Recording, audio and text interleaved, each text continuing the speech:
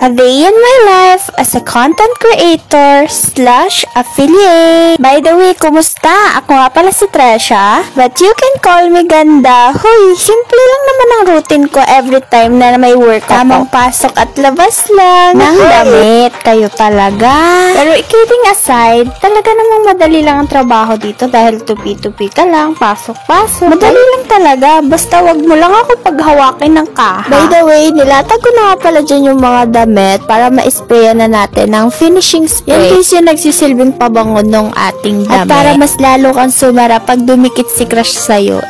Sus Marios. O, diba? Hindi mo na talaga kailangan dumikit kay crush kasi siya na yung didikit sa'yo. Pero ewan ko ba, lagi kami sinasabihan na maganda raw talaga kami magtupi. Abay malamang, magaganda kami. Totoo naman, lahat kami dito magaganda. Kaso yung isa tumiwalag na. Pogi na daw siya. Di ko alam kung kailan siya tumiwalag, pero sabi niya sa akin, duster daw na pula yung favorite niya. Sabi naman, ang tabako naman dyan.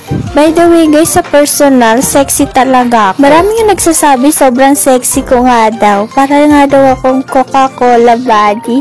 Kinilig ako nun. Pero dati pa nila yung sinabi, way back 2020. Sakit. So, sa mga gusto nga po palang magpa-laundry dito sa aming laundry shop, at di nyo na po maustusan si Mrs. or si Mr. na maglaba ng inyong mga damit, ate ko, nandito na kami. For only 170, wash, fold, and dry na po siya. Located nga po pala kami dito sa Langkaan 2, Dasmariñas, Cavite. Lalagay ko na lang po yung complete address dyan sa ating comment section para di na kayo mahirapan maghanap sa amin.